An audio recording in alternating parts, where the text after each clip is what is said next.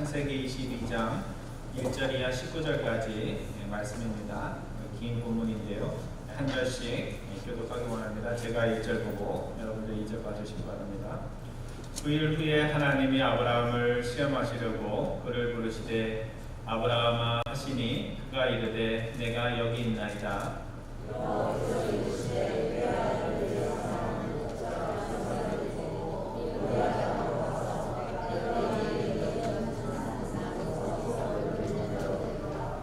아브라함이 아침에 일찍 일어나 나귀의 안장을 지우고 두 종과 그의 아들 이삭을 데리고 번제에 쓸 나무를 쪼개어 가지고 떠나 하나님이 자기에게 일러주신 곳으로 가더니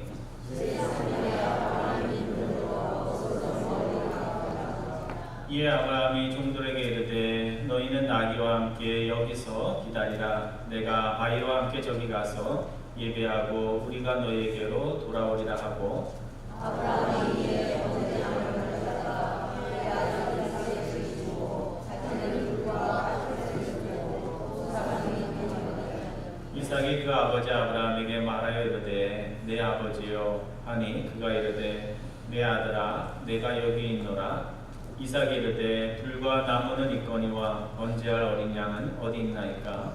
아브라함이 이르되 내 아들아 번제할 어린 양은 하나님이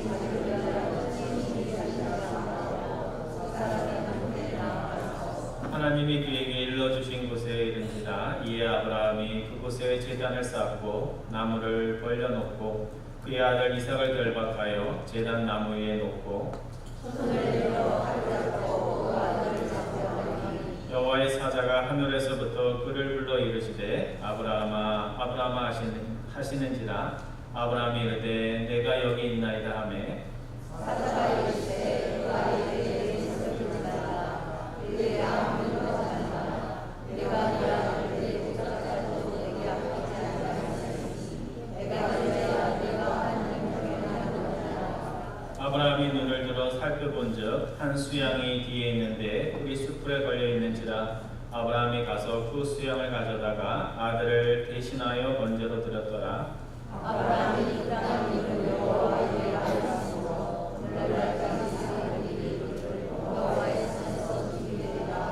여호와의 사자가 하늘에서부터 두 번째 아브라함을 불러 이르시되 여호와께서 이르시되 내가 나를 가리켜 맺기사니 내가 이같이 말하여 내 아들을 보다도 아프지 아니하였으니 내가 내게 큰 복을 주고 내 씨가 크게 번성하여 하늘의 별과 같고 바닷가의 모래와 같게 하리니 내 씨가 그 대적의 성문을 차지하리라. 또 내 씨로 말미암아 천사가 만민이 복을 받으니 이는 내가 나의 가슴에 살까지라. 19절 말씀 같이 봅니다. 이에 아브라함이 그의 종들에게로 돌아가서 함께 떠나 그의 스타가에 이르러 거기 거주하였더라. 아멘. 참 가사가 좋은 우리 찬송 가곡인데요. 은혜가 됩니다.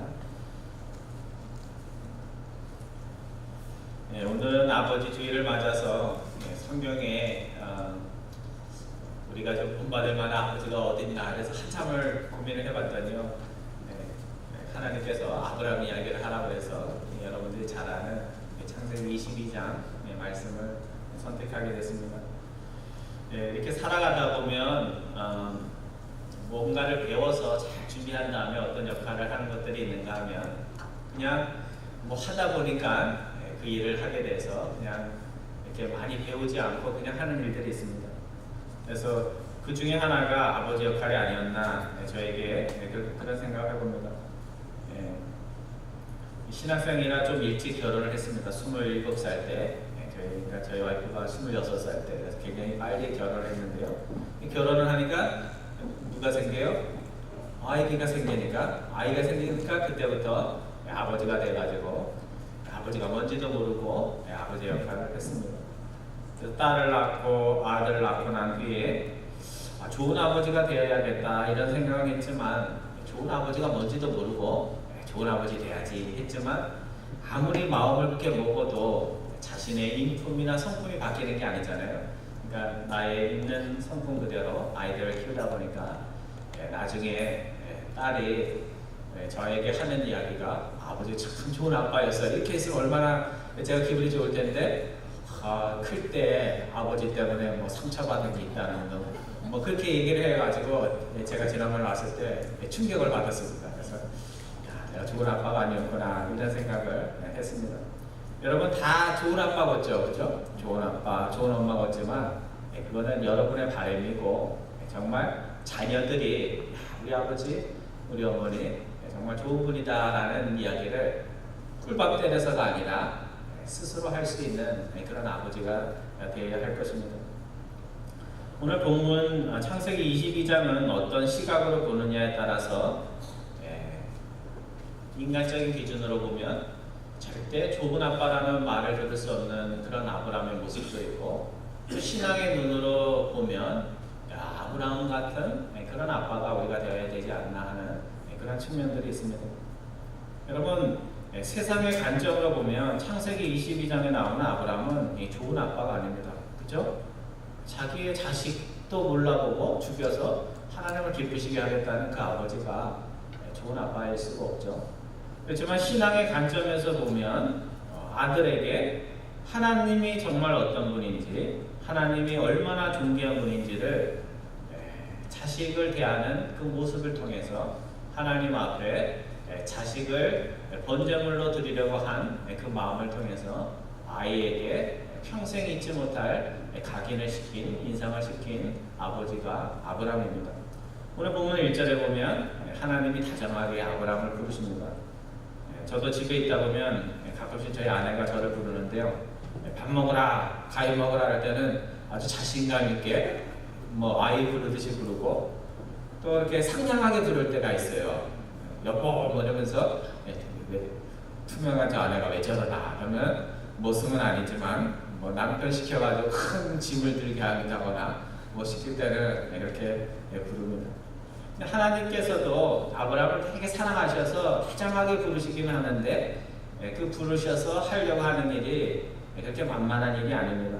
그래서 하나님께서 아브라함을 부를 때 여러 차례 불렀는데 오늘 부르신 거는 영적으로 성숙할 대로 성숙한 아브라함에게 그 성숙한 아브라함도 감당하기 힘든 그런 과제를 맡기기 위해서 부르십니다. 그래서 영적으로 성숙한 아브라함이 하나님을 경외하는 줄은 알지만 정말 어디까지 경외하는지를 알고자 하나님이 부르시고 이해하기 어려운 이야기를 하십니다. 아브라함아, 그러니까 아브라함이 예 하나님 제가 여기 있습니다. 내 아들 내 사랑하는 독자 이삭을 데리고 모리아 땅으로 가서 내가 내게 일러줄 한 상 거기서 그를 번제로 드리라. 여러분 번제가 뭔지는 아시죠? 번제가 무슨 번제예요? 예, 영어로 번이 아니에요. 그렇지만 똑같아요. 예, 한문으로 번, 예, 태운다는 뜻이죠. 그래서 아들을 온전히 태워서 드리는 번제물로 드리라 이렇게 말씀합니다. 그러니까 하나님이 아브라함에게 요구한 것이 무엇이냐면 내 재산의 반을 팔아서 그것을 모두 소로 바꿔서 번제물로 드리라 그렇게 말씀하신 것이 아니라 내가 가진 전 재산보다 더 귀한 그 독자를 불러 태워서 흔적도 남기지 않고 드리는 제사를 드리라 이렇게 명령하신 겁니다. 우리가 잘 아는 대로 이삭은 아브라함이 오랫동안 기도해서 얻은 그런 아들입니다. 노년의 나이 100세에 기적으로 얻은 아들입니다.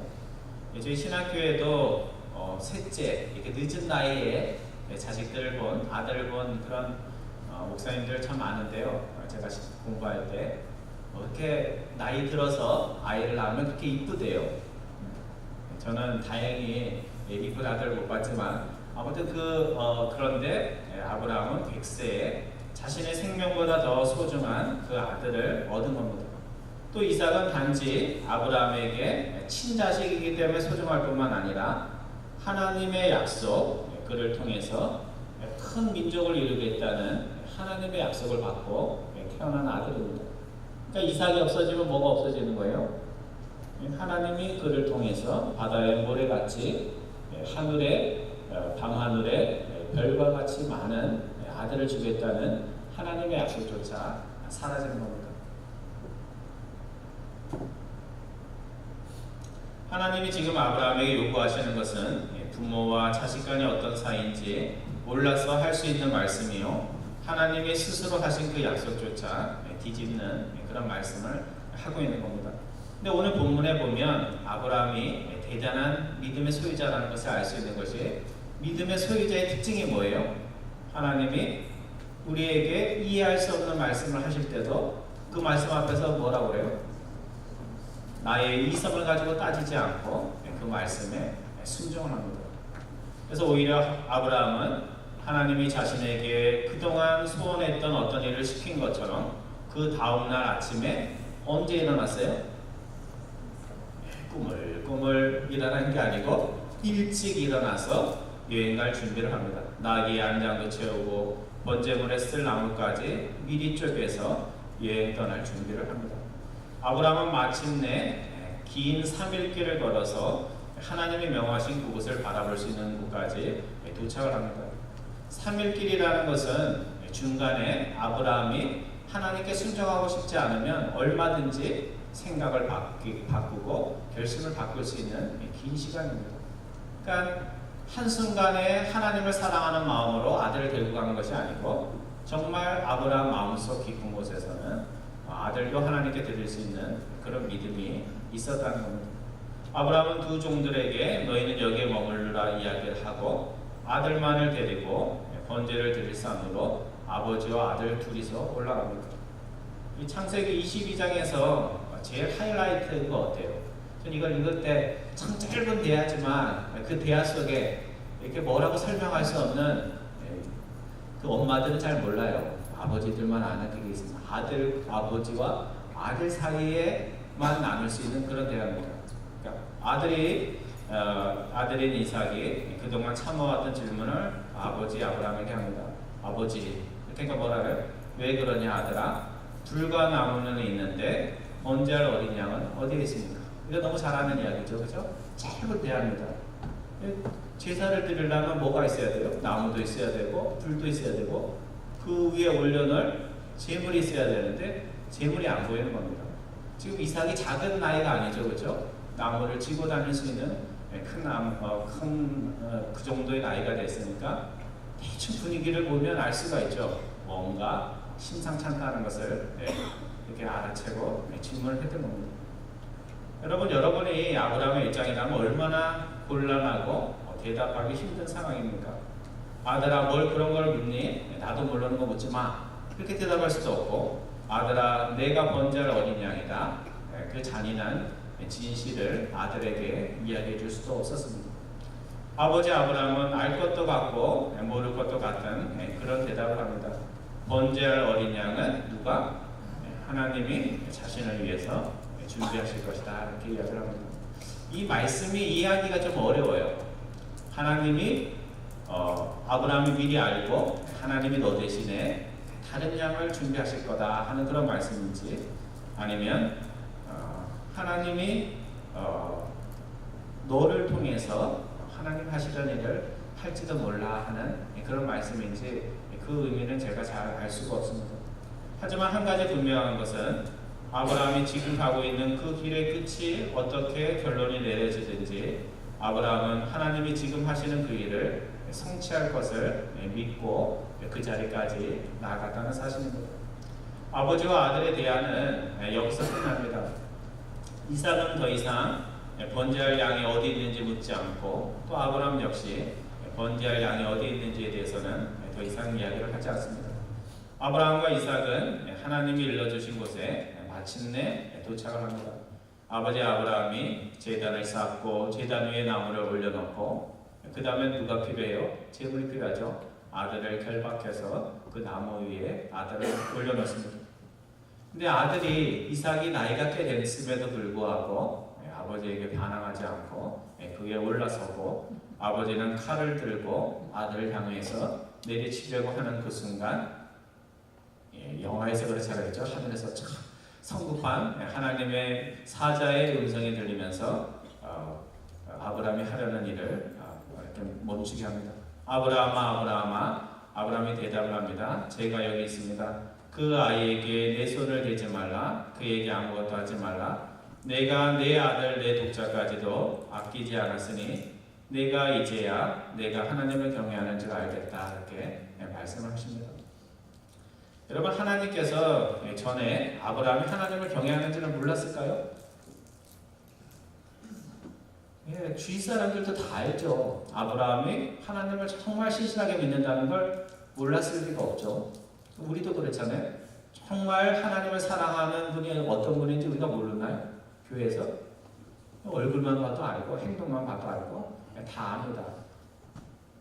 하나님께서 이렇게 말씀을 하신 것은 내가 나를 경외하는 줄을 예전에도 알았지만 정말 나를 경외하는 줄을 이 일을 통해서 정말 내가 확인하게 되었구나 하는 그런 말씀을 한 겁니다. 오늘 우리들이 시험을 치르는 것은요, 시험을 치르기 전에는 모든 학생들이 배우는 것을 잘 따라오는 것처럼 보입니다. 저도 목회를 하다가 잠깐 한 1년 6개월인가요? 한 2년 정도를 신학교에서 가르친 적이 있는데요. 이렇게 가르칠 때는 학생들이 잘 따라와요. 대답도 잘하고. 그래서 야, 저 대답을 잘하니까 저 학생이 공부를 잘하는가 보다. 근데 나중에 시험을 쳐보면 대답 잘한 사람이 꼭 시험을 잘 보는 건 아니에요.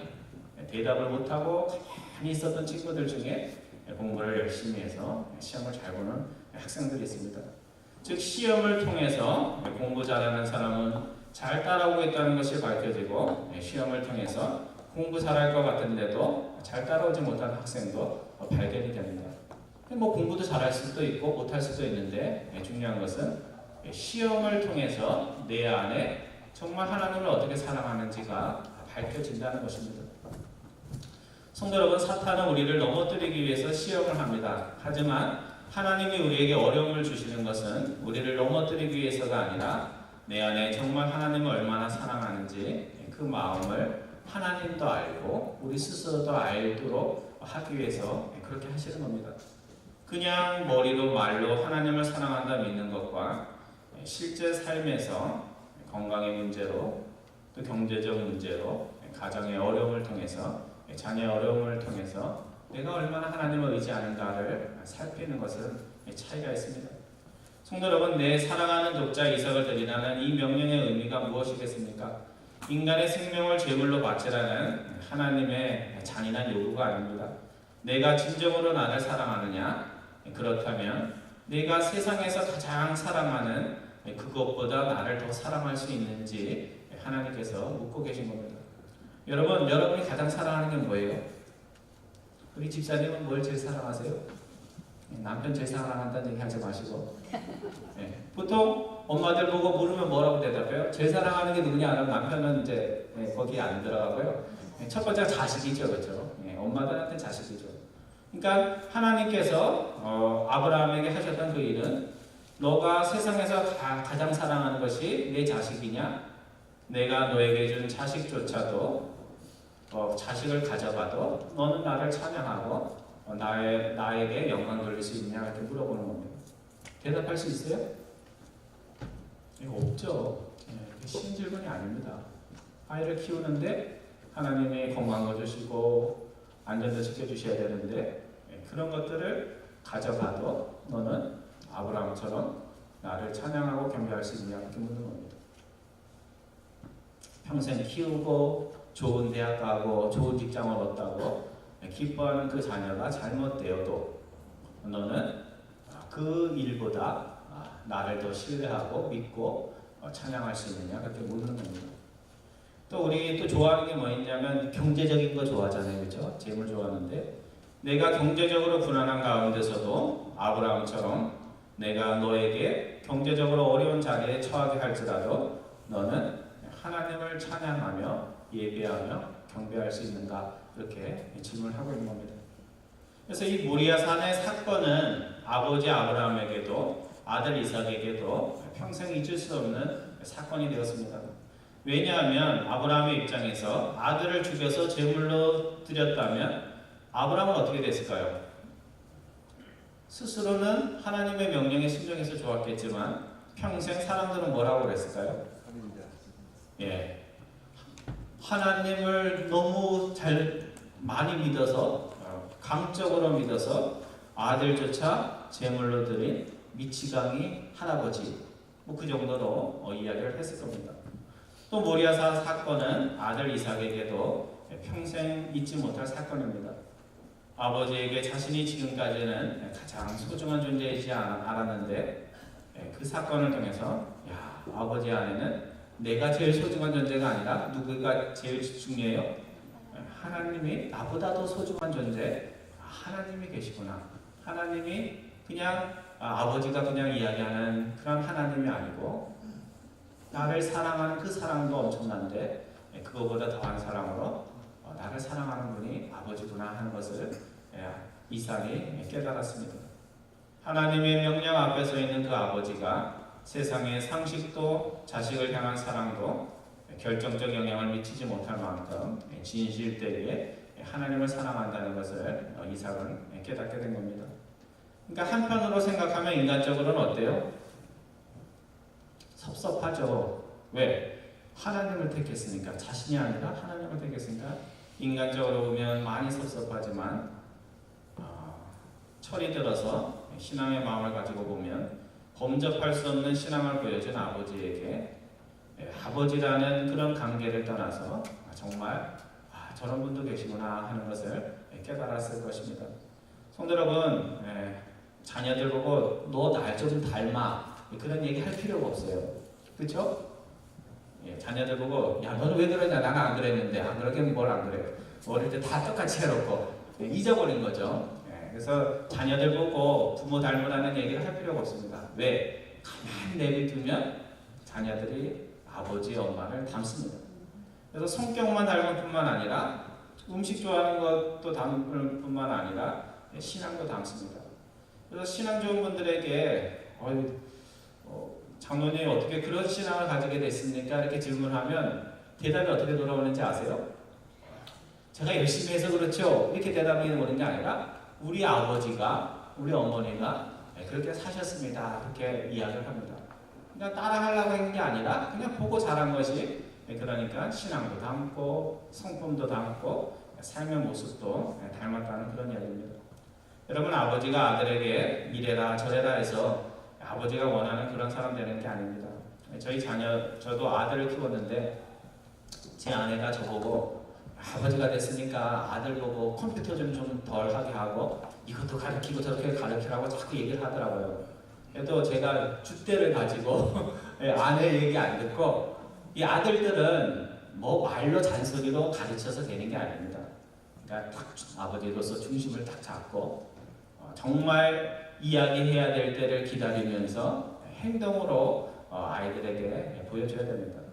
그래서 자녀들은 아버지의 모습을 저절로 닮습니다. 그래서 정말 자녀를 잘 키우고 싶다면 자녀에게 이것 해라 저거 해라 이야기하기 전에 누가 달라져야 돼요? 자기 자신인 아버지가 달라지면 됩니다. 주님은 너희가 진정으로 내 제자가 되고자 한다면 내 아비와 어미, 내 아들과 딸보다 하나님을 더 사랑하지 않고는 나의 참 제자가 될 수 없다, 그렇게 말씀하고 있습니다. 이 얘기는 우리가 너무 잘 들어서, 자주 들어서 그냥 지나치는 말씀인데, 그렇게 이거를 정말로 마음으로 받으면 어때요? 우리 오늘은 자녀도 픽업해줘야 돼서 교회 못 나가요. 오늘 예배 못 드려요. 그건 뭐예요? 자식이 더 중요한 거죠. 그러면 그런 마음 가지고는 하나님의 참 제자가 될 수 없다 하는 그런 말씀입니다. 그래서 이 말씀은 내 혈육, 내 가족, 내 부모, 내 자녀를 적게 사랑하라는 말씀이 아닙니다. 나를 향한 너의 사랑이 혈육과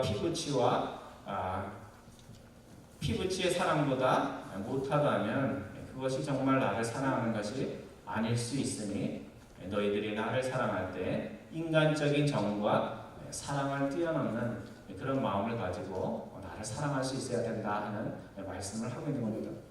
오늘은 아버지 주일로 예배를 드립니다. 아버지 주일을 맞으면서 자녀들이 얼마나 아버지 날에 나를 챙겨주나, 무슨 선물을 해주나, 뭐 그런 거 저는 기대를 안 하는데요. 아들 잘 키웠나 못 키웠나 그런 거 가지고 판단하지 않기를 바랍니다. 아이들이 세상적으로 성공한 것을 가지고 나는 자식 잘 키웠다 못 키웠다 그렇게 판단하지 않기를 바랍니다. 아버지 날을 맞으면서 나는 어떤 아버지였는지 한번 이렇게 되돌아봤으면 좋겠습니다. 또 앞으로 나는 아이들에게 어떤 아버지, 부모가 될 것인지를 한번 생각해 봤으면 좋겠습니다. 지금까지 자녀들을 위해서 헌신하고 많은 것을 투자했으니 세상적인 것밖에 거둘 것이 없는 그런 자녀로 그래서 그런 것들을 기대하면서 바라는 그런 자녀가 아니라 세상적으로 인간적으로 자녀를 위해서 많은 것을 해주지 못했어도 아브라함처럼 하나님을 경외하며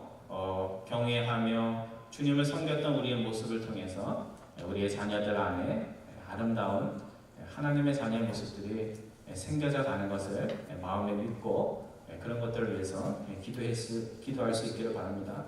인간적으로 자녀들에게 공을 들이고 또 인간적으로 자녀들에게 공을 들였으니 보상을 바라기보다는 오늘 본문의 아브라함처럼 참나의 삶의 주인은 오직 하나님 한 분임을 자녀들 앞에서 증거하며 살아갈 수 있는 선교사의 마음을 가지고 살아가는 여러분과 저 되기를 바랍니다. 내가 내 몸으로 혈육으로 낳은 자녀가 있든지 또 하나님이 나에게 자녀를 주시지 않아서 혈육의 피부치가 없든지 이 땅의 자녀들이 이삭처럼 나를 통하여 하나님이 정말 살아계신과 존귀함을 깨달을 수 있는 일들이 여러분과 저를 통해서 일어날 수 있기를 주님의 이름으로 축원드립니다. 기도하겠습니다.